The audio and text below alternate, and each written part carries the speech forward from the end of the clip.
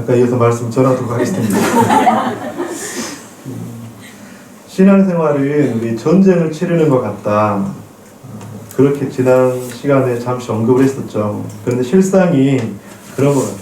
여러분들이 여기 오늘 오기까지 혹시 눈에 보이는, 보이지 않는 그런 작은 전쟁 가운데 혹시 있지 않으셨어요?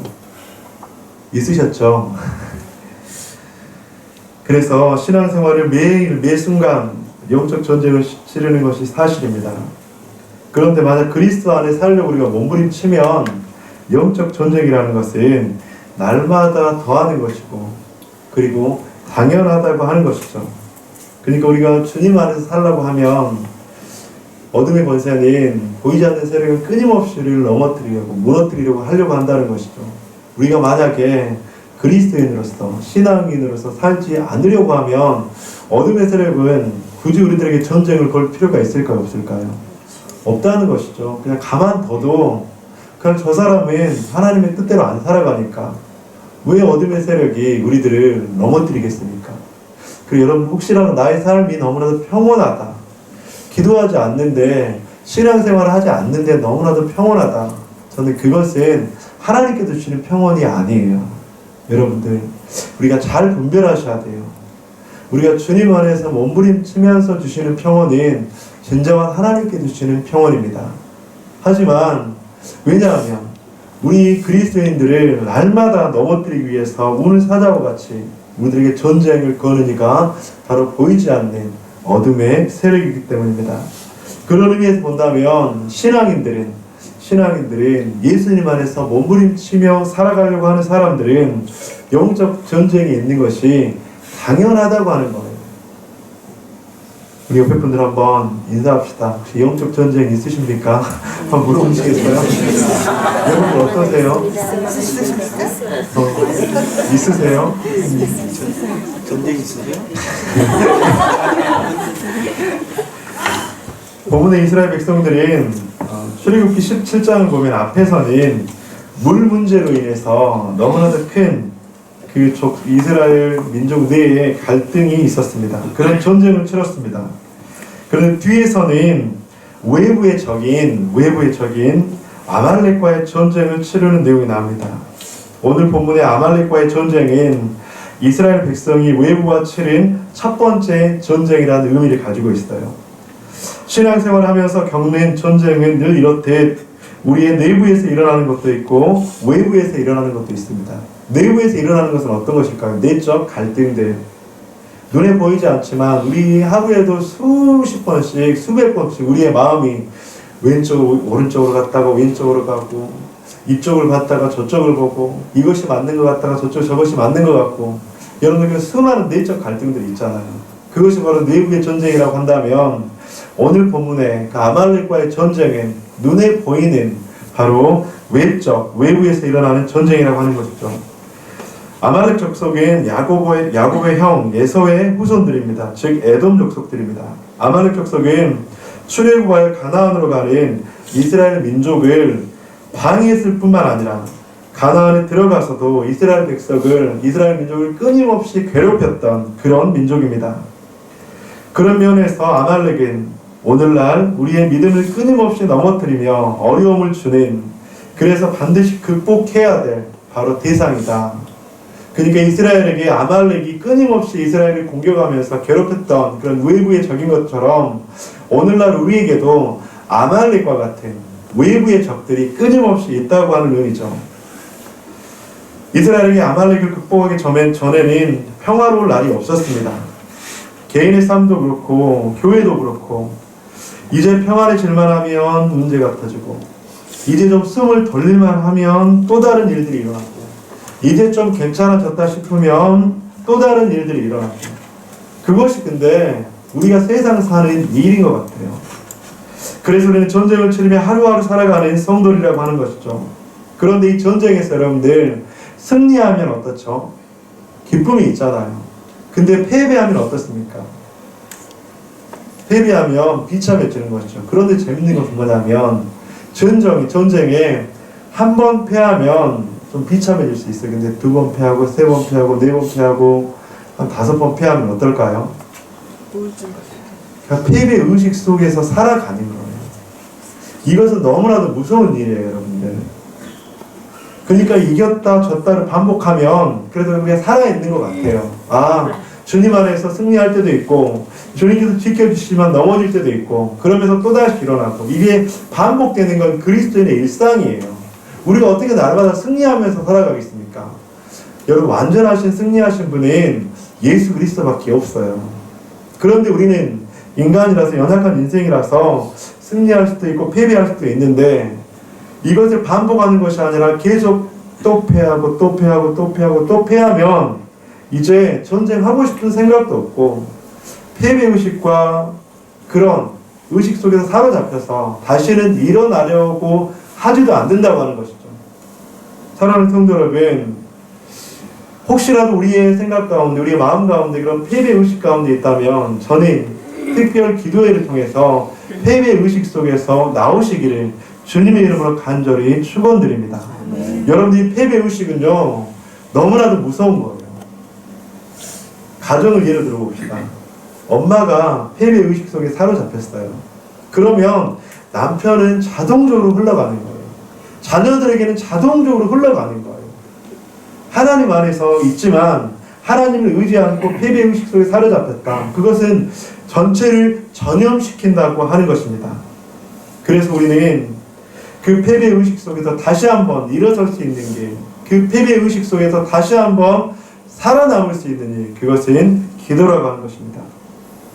사랑하는 성도 여러분, 이렇게 인생은 전쟁에 비유합니다. 전쟁터와 같은 세상에서 살면서 그럼에도 불구하고 우리는 구원의 은혜를 경험을 했죠. 여러분들 다 구원 받으셨죠? 오늘 밤이라도 이 세상을 떠나시다면 모두 다 천국에 들어갈 확신을 가지고 계시죠? 아멘. 그리고 여기 계신 분들은 다 저희가 보기에는 가지고 계시는 것 같아요. 천국에 가봐야 알 수도 있지만 그런데 구원 받았으면 과연 우리의 삶이 끝날까요, 여러분들? 구원 받으면 영적 전쟁이 멈출까요? 구원 받은 뒤 순례자의 삶은 시작됩니다. 여러분들, 구원 받았지만 그것이 끝이 아니라 구원 받은 인생은 그때부터 이제는 순례자의 길이란 그리스도인의 삶의 길이 시작된다고 하는 것이죠. 구원받으면 더 이상 고통도 없고 아픔도 없고 기쁨만 있는 것일까? 그렇지 않습니다. 구원받은 이후에 더 많은 영적 전쟁이 있다고 하는 것이죠. 구원받은 이후에 더 많은 시험과 환난과 유혹이 있을 수 있다고 하는 것입니다. 여러분들, 구원받기 이전에 영적 전쟁이 많을까요? 구원받은 이후에 더 많을까요? 이후에 훨씬 더 많아요. 구원받은 이전에는 그냥 우리가 그리스도 안에서 하나님 믿으려고 하지 않으면 사단이 건드리지도 않아요, 그냥.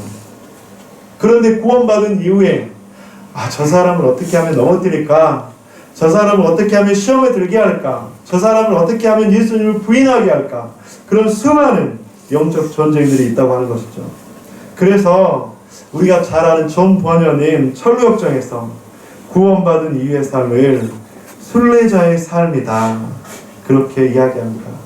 구원받은 이후의 삶을 순례자의 삶이다. 저 멀리 배는 나의 시온성, 오 거룩한 곳 아버지 집, 내 사모하는 집에 가고자 한 마음을 세웠네. 저 망망한 바다 위에 이 몸이 상할지라도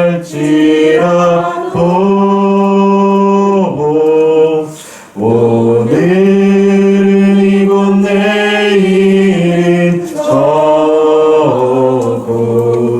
주 복음 전하리. 아득한 나의 갈 길, 아득한 나의 갈 길 가다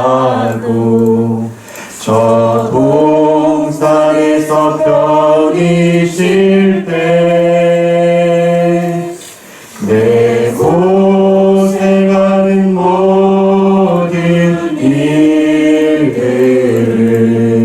주께서 하시리. 빈들이나 사막에서 이 몸이 고날지라도 오늘 주 예수 날 사랑하사 날 지켜주시리.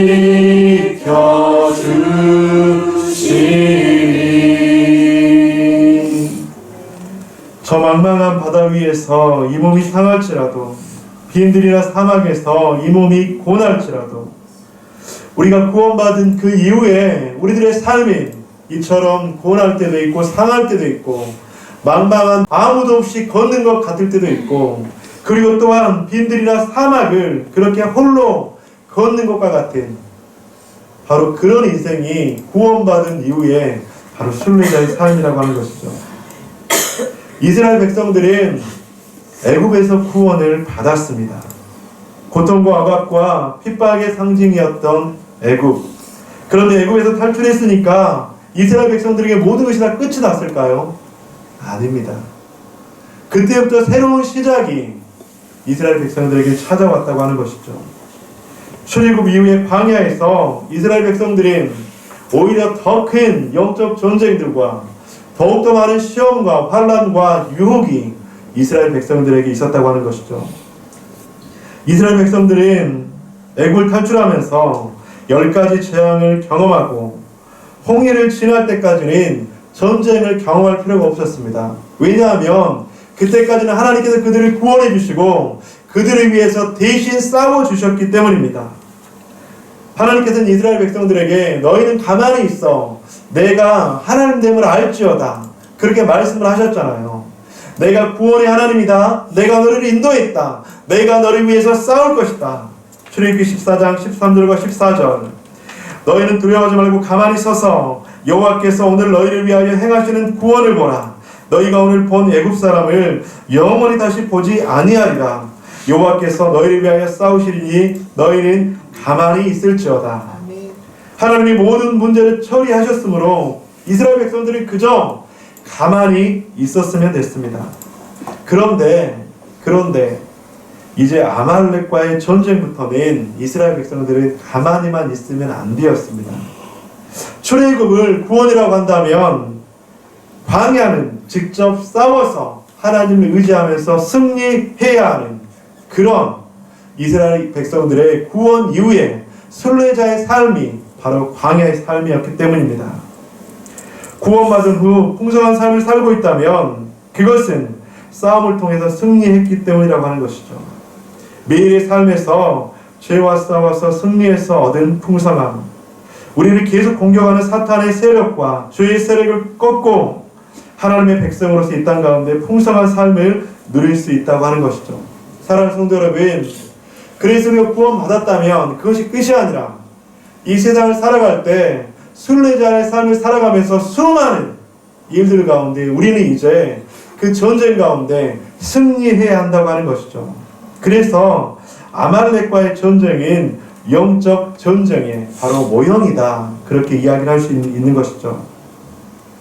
그런 의미에서 본다면 오늘 본문의 출애굽기 17장 9절에서 10절을 보면 모세가 아말렉과의 전투에서 취한 두 가지 모습이 나타납니다. 하나는 여호수아를 군대의 지휘관으로 삼아서 어디로 보냈습니까? 전쟁터로 보냈죠. 그리고 또 다른 하나는 모세는 산에 올라가서 기도했다고 하는 것입니다. 한 사람은 전쟁터에 가서 전쟁을 했고 한 사람은 산에 올라가서 기도를 했다고 하는 것이죠. 여기서 우리는 신앙의 원리, 승리하는 삶의 원리를 볼 수가 있습니다. 우리는 전쟁에 나가서 싸우는 일과 기도하는 일 모두가 중요함을 배워야 합니다. 모세는 이 두 가지를 분리시키지 않았습니다. 우리가 직접 해야 할 일이 있고 하나님께 부탁할 일이 있습니다. 그런데 자신은 아무것도 하지 않고 그냥 기도만 하는 사람들이 있어요. 자신이 해야 될 일은 전혀 하지 않고 그냥 하나님의 도움만 구하는 거예요.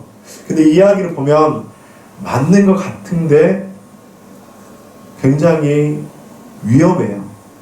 보세요. 어떤 일이 있는데 그냥 자신이 해야 될 영역을 하지 않고 기도만 하는 거예요. 여러분들, 이게 균형 잡힌 신앙생활일까요? 아닐까요? 아니에요. 며칠 전에 이제 집사님을, 우리 교회 집사님은 아니고 한 분의 이제 이야기를 들었는데, 며칠 전에 들었는데, 이제 그분이 진짜로 교회 열심히 해요. 교회에서 매일마다 산대요, 그냥. 근데 이제 그 성도님의 자녀가 이제 너무 방치되어 있는 거예요. 그러면서 이제 상담을 한다고 연결이 됐어요, 이제. 그러면서 이제 제가 목사인지는 모르고 이제 상담사라는 그 자격으로 이제 그 자리에 갔는데, 그러면서 이제 교회를 막 비판을 하더라고요. 그러면서 이제 그런 모습을 보면서 참 균형이 이렇게 중요하구나. 균형 잡힌 신앙생활. 그런데 자신의 삶을 무시한 채 그냥 기도만 한다고 저는 그것은 결코 건강한 것이 아닙니다. 또 반면에 기도는 하지 않고 그냥 자신이 할 일만 최선을 다하는 거예요. 여러분들, 이것은 그렇다면 과연 건강한 것일까요? 그렇지 않아요. 여러분들, 우리는 존 칼빈이 이야기했던 것처럼 세상 속에서 살아가지만 세상과 단절된 삶이 아니라 세상과 구별된 삶을 살아가야 된다. 예수 그리스도의 향기와 편지가 되어서 세상 속에서 단절된 삶이 아니라 구별된 삶을 살아가야 된다. 그것이 바로 균형 잡힌 신앙생활이라고 하는 것이죠. 그래서 교회 공동체도 마찬가지입니다. 교회의 부흥은 하나님의 손에 있다지만 기도만 하고 아무것도 하지 않는 교회, 또한 교회의 부흥은 하나님께 있다고 하면서 기도는 하지 않고 온갖 프로그램과 온갖 다른 것만 찾는 교회, 그것은 절대로 균형을 갖고 있지 않다고 하는 것이죠. 직장을 다니는 사람이든 사업을 하는 사람이든 맡겨진 일을 열심히 다 해야 하고 기도도 최선을 다해서 다 해야 합니다. 그것이 바로 균형 잡힌 신앙생활입니다. 하지만 우리는 우선순위를 지키는 가운데 균형이 필요하다고 하는 것이죠. 우선순위, 즉 하나님 안에서 하나님 나라의 영광을 위해서 하나님과 동행함으로 기도하면서 자신에게 주어진 삶을 최선을 다하는 것, 그것이 바로 하나님께서 원하시는 것이라고 하는 것이죠. 공부하는 학생도 주어진 의무에 공부를 열심히 하면서 기도해야 한다고, 그리고 또한 하나님 앞에 간절히 부르짖으면서 자신에게 주어진 그 일들의 최선을 다해야 된다고 하는 것이죠.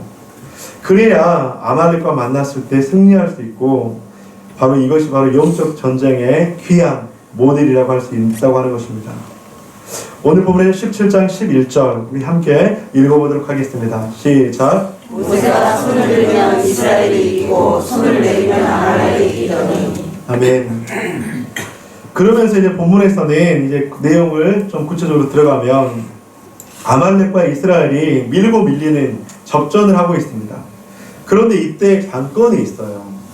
이 전쟁에 보이지 않는 그 전쟁의 승패를 좌우하는 귀한 중심축 관건이 있어요. 그건 뭐냐면 모세가 손을 들고 기도하느냐 그렇지 않느냐 했습니다. 모세가 손을 들고 기도한다는 것은 하나님께 항복한다는 것을 의미하는 거거든요. 하나님 이 전쟁의 주인인 하나님이십니다. 하나님께서 이 전쟁을 다스려 주옵소서. 모세가 손을 들었다는 것은 그런 의미예요. 하나님 나로서는 할 수 없습니다. 모든 것이 주님께 달려 있습니다. 승리는 주님께 있습니다. 그렇게 고백하는 것이죠. 그런데 모세는 지금 전쟁터에 있는 것이 아니라 멀리 떨어진 산 위에 있다고 하는 것이죠. 보이지 않는 곳에서 있는 그로 인해서 전쟁의 승패가 갈린다고 하는 것입니다. 우리는 이를 통해서 눈에 보이지 않는 것이 보이는 영역을 결정한다는 사실을 배우게 됩니다. 또한 눈에 보이는 싸움이 있듯이 눈에 보이지 않는 싸움이 분명하게 있다는 것도 우리는 깨달아야 합니다. 저는 매주일 이제 주일 중보기도 하잖아요. 근데 주일 중보기도실에서 하는 그 주일 중보기도가 저는 얼마나 감사하고 얼마나 힘이 되는지, 특별히 주일 예배를 위해서 설교자를 위해서 하는 기도가 너무나도 큰 힘이 됩니다. 그냥 입에 발린 말이 아니고요.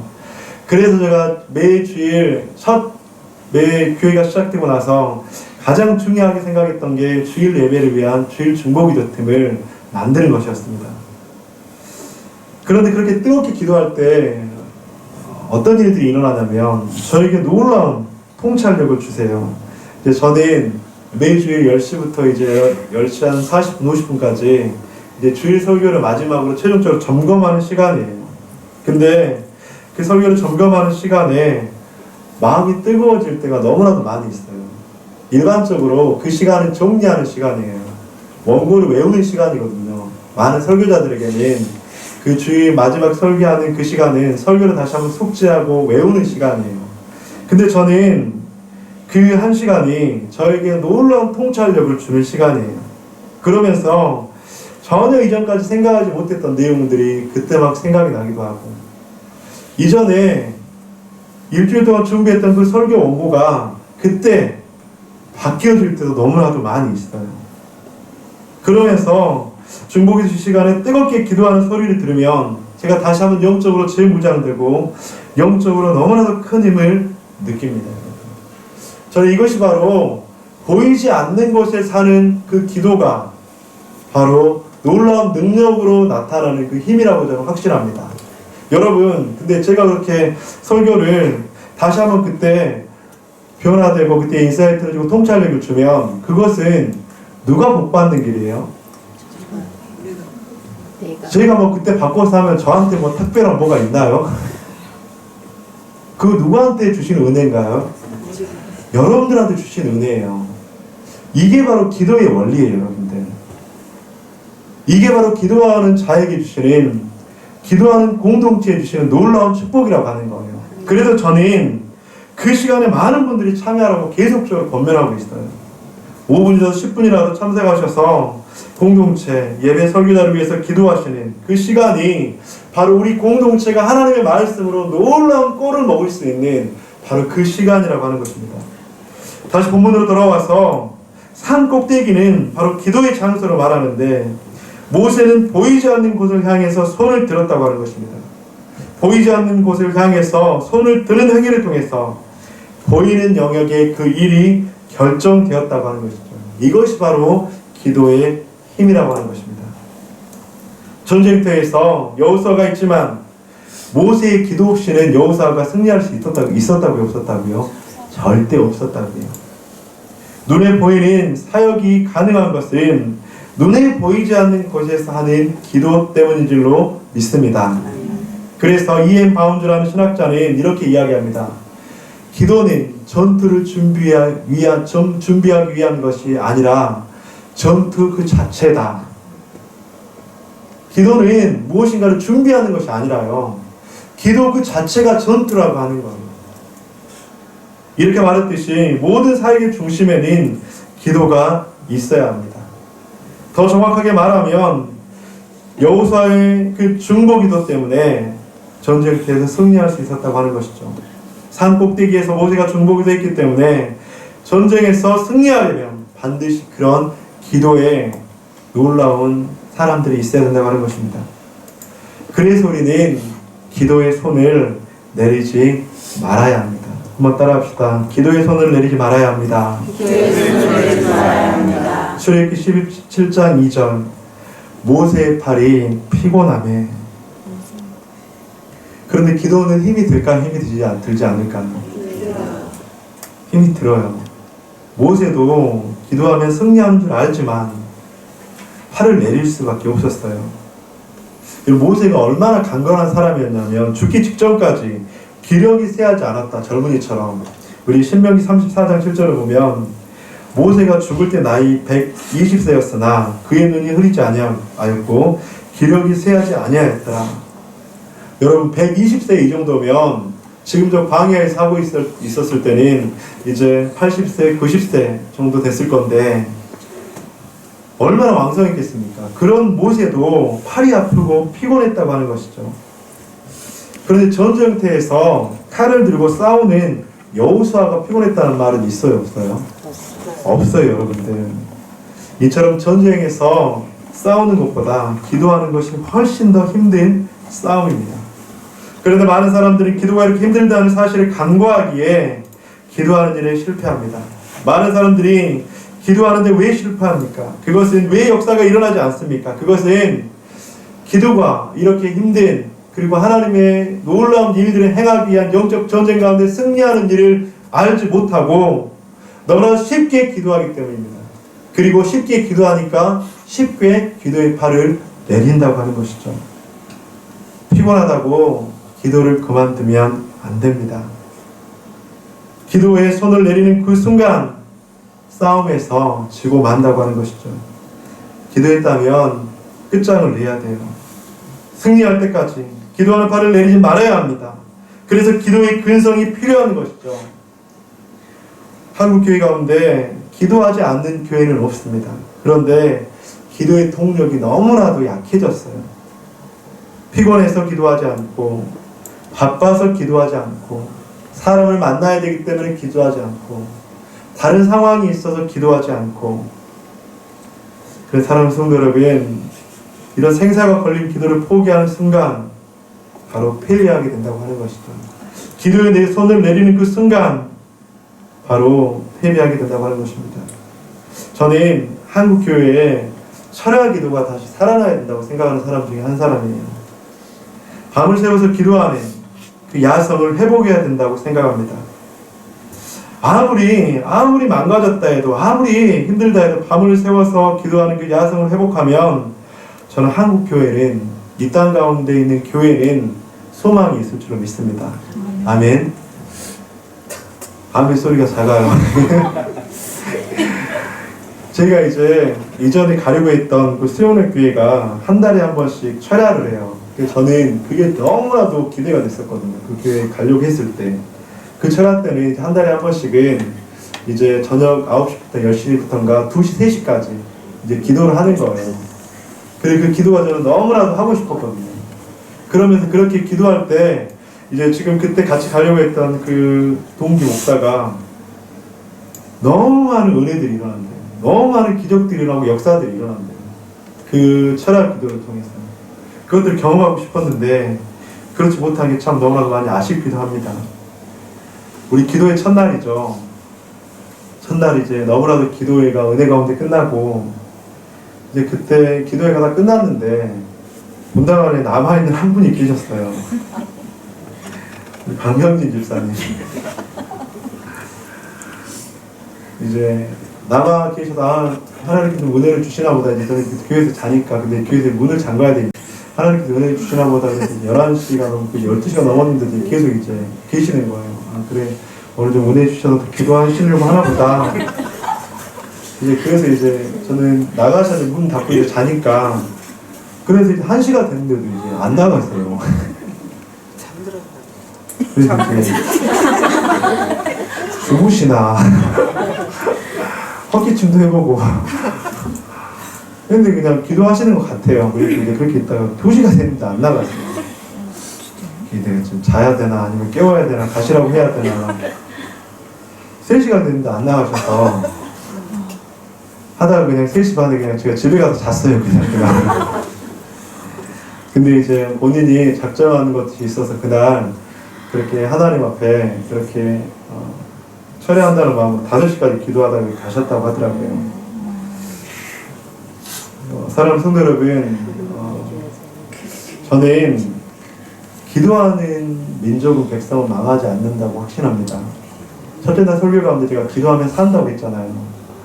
기도하는 사람은 절대로 망하지 않아요. 기도하는 사람은 절대로 하나님께서 그냥 두시지 않는 줄 믿습니다. 교회뿐 아니라 믿는 사람도 마찬가지입니다. 믿는 자 한 사람 한 사람을 살리고, 이웃을 살리고, 교회를 살리고, 나라와 민족을 살리고, 세계 열방을 살리는 길은 기도밖에 없어요, 여러분들. 죽어가는 모든 것을 살리는 길은 기도밖에 없습니다. 그런데 한 가지, 기도에 참여하는 것만으로는 안 돼요, 여러분들. 기도에 100번 참여하는 것이 참여하지 않는 것보다는 훨씬 낫지만 그것으로는 전쟁에 승리할 수가 없어요. 기도에 불이 붙어서 기도의 손이 내려가지 않아야 전쟁에서 승리할 수 있을 줄 믿습니다. 왜냐하면 기도는 전투이기 때문입니다. 기도의 초선은 보이지 않는 전쟁터입니다. 여기서 모든 전쟁의 승패가 바로 그 기도하는 그 시간, 기도의 손을 내리지 않는 그 시간을 통해서 좌우되기 때문입니다. 겟세마네 동산에서 땀방울이 핏방울이 되도록 기도하신 주님께서 그러하셨습니다. 주님은 그곳에서 목숨을 걸고 기도하셨어요. 얼마나 오랫동안 기도에 있는가가 중요한 것이 아니라 기도의 승부를 거는 것이 중요한 것이에요. 왜냐하면 그 기도는 바로 전쟁터이기 때문입니다. 그런데 기도하기 위해서 올린 팔은 금세 필요해서 떨어뜨려지기 쉬워요. 그래서 많은 사람들이 기도하다가 중단을 하는 것도 사실입니다. 기도에 불이 붙기도 전에 때로는 자리에서 일어나기도 하고, 때로는 기도할 때 그 팔이 아파서 손을 내리기도 하고, 그러나 승리하려면 절대 기도는 중단해서는 안 될 줄 믿습니다. 아멘. 저는 우리 공동체 이제 금요 기도회 때 좀 개인적으로 좀 써하는 것이 있다면, 여러분들 개인적으로 이제 다 합심 기도가 끝나고 개인적으로 한 30분 이상은 좀 기도하고 가셨으면 좋겠어요. 이런 거죠. 계속 하나님 앞에 제 얘기만 하는 거예요. 하나님, 이 1번 기도 제목이 있습니다. 2번 기도 제목이 있습니다. 3번 기도 제목이 있습니다. 4번 기도 제목이 있습니다. 계속 이렇게 내 얘기만 하고 이제 아멘 하고 가는 거예요. 이제 여러분, 그건 너무나도 귀해요. 너무나도 귀하지만 저는 여러분들이 기도의 그 깊이가 좀 더 넓어졌으면 좋겠어요. 그래서 잠잠히 있기도 하고, 때로는 소리를 내서 마음껏 기도하기도 하고, 금요 기도회 때는 합심해서 기도할 때는 여러분들 진짜로 뜨겁게 부르짖으세요. 소리를 내서. 기도는 전염되는 거거든요. 뜨겁게 기도하시고, 개인 기도할 때도 그렇게 기도하시고, 나머지 한 20분 정도 개인 기도할 때 뜨겁게 기도하시고, 10분 정도는 여러분들 하나님께서 나에게 원하시는 것이 무엇일까? 나에게 말씀하시는 것이 무엇일까? 좀 잠잠히 묵상하시면서 그렇게 듣는 기도도 너무나도 중요하다고 하는 것입니다. 여러분들의 가정에 기도의 손을 절대 내리지 않는 어느 누군가가 있다면 그 가정은 별일이 다 일어난다 해도 살아날 줄 믿습니다. 그래서 기도하는 한 사람이 그렇게 중요해요. 한 사람이라도 깨어서 기도의 손을 들고 있으면 하나님께서 그 가정을 살리실 줄 믿습니다. 교회도 마찬가지입니다. 기도의 손을 내리지 않는 한 사람으로 인해서 교회는 살아나고, 교회는 괴해되고, 교회의 능력이 드러날 줄 믿습니다. 저희 아내가 여러 번 도로에서 이제 기름이 떨어져서 멈춘 적이 있어요. 기름을 넣어야 되는데 그 타이밍을 놓쳐서. 근데 기도를 중단하는 것은요, 달리는 차가 갑자기 도로 한 복판에 서는 것과 마찬가지예요. 꼼짝하지도 않죠. 이때는 사탄이 마음대로 활개를 치고 다닙니다. 사랑하는 성도 여러분, 기도의 손을 내리지 말라고 하니까 그게 가능해? 그렇게 하신 분도 있을 거예요. 근데 저는 문자적으로 기도의 손을 늘 들면서 그렇게 항상 기도하라. 그 기도가 밥도 먹지 말고 일도 하지 말고 기도하라는 그 의미보다는 우리의 매 순간의 삶이 기도하는 것을 의미하잖아요. 기도의 손을 내리지 않는 것 또한 공적 기도의 장소에서 하나님 앞에 끊임없이 부르짖고, 기도의 자리에서 끊임없이 나아가고, 우리의 삶 속에서 기도의 손을 올리며 살아가려고 하는 것이죠. 그런데 이렇게 하는 기도가 쉬울까요? 어려울까요? 결코 쉽지만은 않습니다. 그래서 우리는 기도의 동역자가 필요하다고 하는 것이죠. 기도는 힘든 것이기에 반드시 동역을 해야 합니다. 모세는 산 꼭대기에 올라갈 때 누구와 함께 올라갔습니까? 아론과 훌을 데리고 갔습니다. 여러분, 만약 혼자 기도하러 올라갔다면 어떻게 됐을까요? 이스라엘은 승리했을까요? 패배했을까요? 패배했죠. 모세가 팔을 내리면 패배했다고 했잖아요. 근데 모세 혼자 손을 들고 올 수 있었다고요? 없었다고요? 없었잖아요. 만약에 아론과 훌이 함께 가지 않았다면 이스라엘은 전쟁 가운데 절대로 승리할 수 없었습니다. 그래서 본문을 보면 참 아름다운 장면이 등장합니다.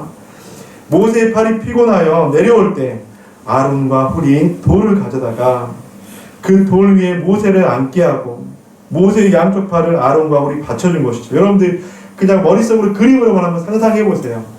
얼마나 아름다운 장면입니까, 여러분들? 저는 우리 공동체가 이런 기도의 아름다운 장면이 있었으면 좋겠어요. 기도하는데 야, 우리 오늘은 그냥 좀 쉬자, 이렇게 말하는 것이 아니라 좀 쉬러 가면, 몸이 좀 컨디션이 안 좋아서 쉬러 가면, 야, 그래도 기도해야지 살지, 그래도 가면 하나님께서 은혜 주실 거야, 가면 하나님께서 그냥 더 큰 힘을 주실 거야, 그러면서 함께 끌고 와서 함께 손잡아주면서 기도하는 것, 이게 지금 오늘 본문이 바로 그런 본문이잖아요, 여러분들. 신앙 공동체 가운데 함께 신앙생활에 집중할 수 있도록, 영적으로 성장할 수 있도록 이게 그렇게 해야지.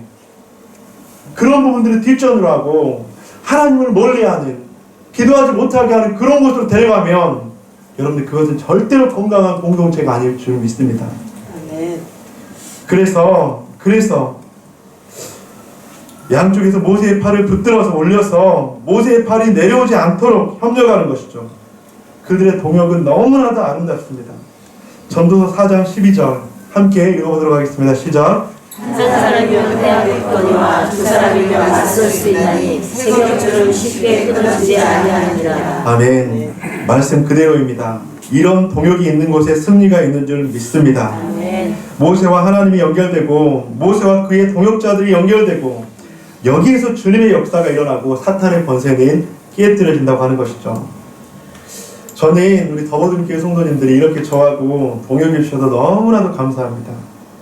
힘들 때 저에게 기도의 손을 함께 들어주는 우리 동역자들이 있어서 너무나도 감사합니다. 지칠 때 돌을 가지고 와서 함께 앉게 해주셔서 너무나도 감사합니다. 더버든교회가 세워지면서 이런 동역자들을 붙여주셔서 얼마나 감사한지 제가 진짜로 복인 것 같아요. 지난번에 신학생 제자훈련생들 왔잖아요. 신학생 전도사님들 왔을 때 제가 진짜로 자랑했어요.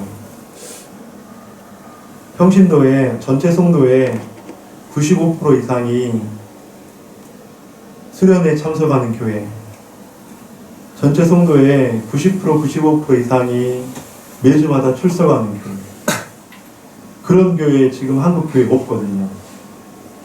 우리 교회의 수준에서 그런 교회 없다고 저는 자부해요. 여러분들 진짜로 대단하신 거예요. 저는 그것이 저를 진짜로 옆에서 동역해주고 저에게 얼마나 많은 힘이 되는지, 그렇게 함께 동역해줄 때 저는 그 공동체 가운데 놀라운 역사가 일어날 줄 믿습니다. 아멘. 예수님도 기도하러 겟세마네 동산에 가실 때 혼자 가셨나요? 누구랑 같이 갔나요? 제자들 3명 데리고 갔잖아요. 그러나 그들은 깨어있으라는 예수님의 권면에 잠이 들고 말았습니다. 함께 간 것까지는 너무나도 좋아요. 근데 그들이 깨어있지 못하고 잤을 때 얼마나 예수님께서 외로웠을까, 얼마나 고통스러웠을까. 만약 제자들이 옆에서 깨어서 손을 붙잡아주고 그렇게 기도했다면 예수님께서 얼마나 힘이 됐을까.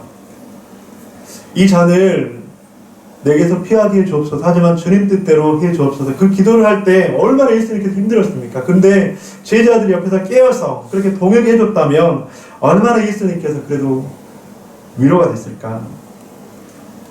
목사라도 혼자서도 기도하는 것은 너무나도 힘이 듭니다. 새벽 기도든 금요 기도든 혼자 기도하지 않고 동역하여 기도할 때 쉬지 않고 기도할 줄로 믿습니다. 하나님의 역사를 경험할 수 있다고 하는 것이죠. 제 아는 목사님이 이제 개척을 했는데 새벽 기도에 이제 성도님들이 한 분, 두 분 오신대요.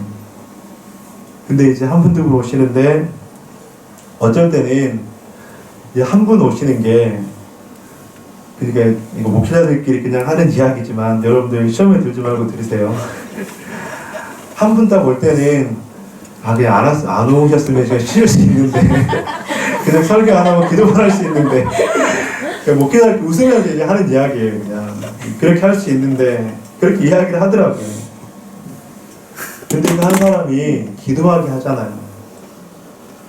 그 한 사람을 통해서 기도가 멈추지 않게 하잖아요. 저는 우리 더버든교회에 늘 새벽마다 그렇게 새벽에 자리를 지켜주시고 금요, 수요 그 기도의 자리에 동역해 주시는 그 분들이 얼마나 감사한지, 그 기도의 동역이 바로 오늘 본문 가운데서 모세의 손을 들어주고 자리를 앉게 해주는 놀라운 동역의 모습이라는 것이죠. 아론과 홀이 동역했지만 기도의 중심은 모세였습니다. 기도를 동역할 때 리더가 필요합니다. 리더를 중심으로 모일 때 하나님께서 역사하시고 리더를 통해서 하나님께서 놀라운 축복과 은혜를 주신다고 하는 것이죠. 특별히 모세는 전쟁의 승패가 기도에 달려있다는 것과 기도는 힘들다는 것과 쉬지 않고 기도하려면 기도의 동역자가 필요하다는 것을 알았습니다. 그렇게 했을 때 그 기도는, 기도하는 팔은 내려지지 않고 놀랍게 승리가 되었다고 하는 것이죠. 그래서 마태복음 18장 20절 우리 함께 읽어보도록 하겠습니다. 시작. 예수님도 두세 사람이 내 이름으로 모인 곳에는 나도 그들 중에 있느니라. 아멘. 기도하는 공동체는 강력합니다.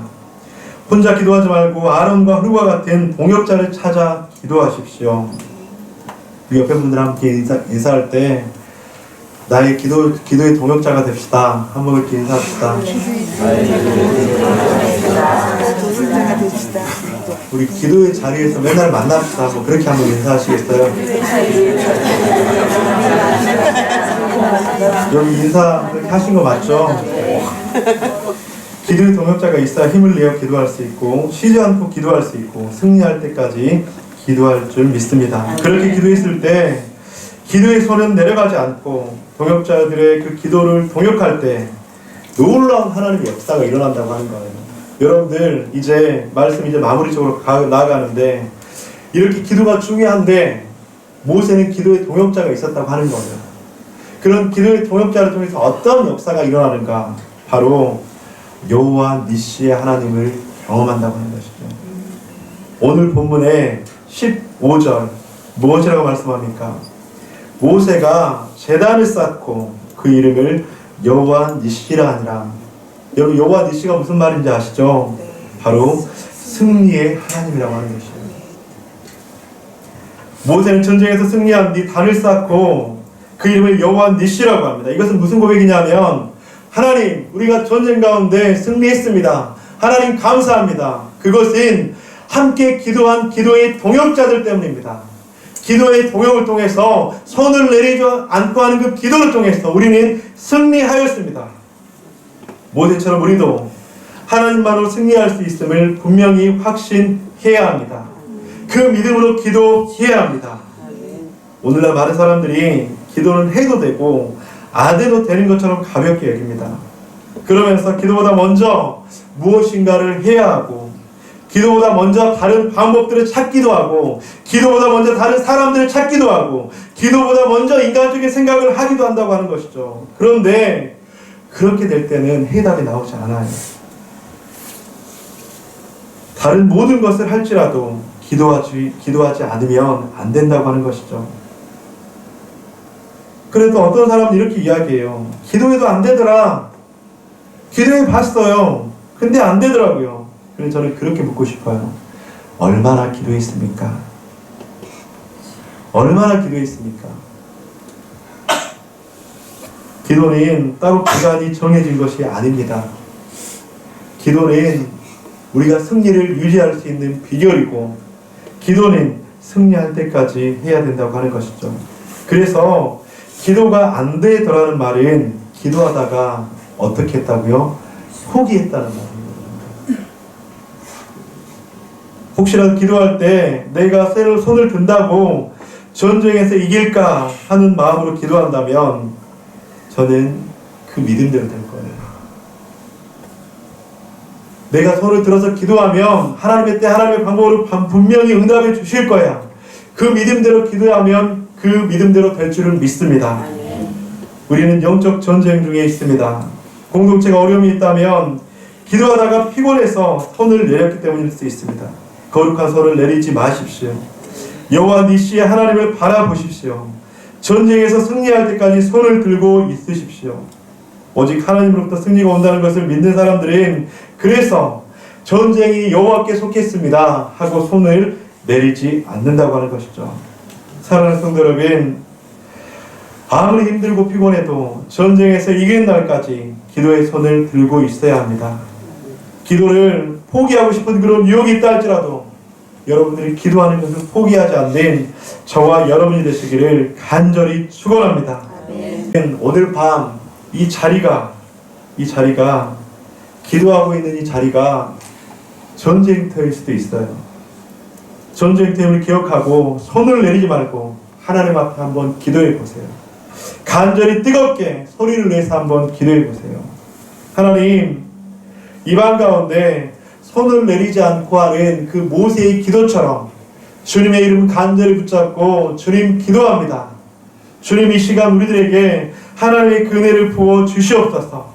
하나님, 기도의 손을 내리지 않게 하여 주시옵소서. 그렇게 간절히 뜨겁게 기도하며 하나님 또한 기도의 동역자들을 붙여주시옵소서. 내가 기도하는 동역자를 보여주시옵소서. 내가 기도해야 될 동역자를 보여주시옵소서. 이 밤 가운데 그렇게도 기도합시다. 그래서 사랑하는 성도님들, 오늘 밤 여호와 니시 하나님을 경험하는, 그리고 여호와 니시 하나님을 경험하기 위해서 기도에 손을 내리지 않는 출발점이 되시기를 주님의 이름으로 간절히 축원드립니다.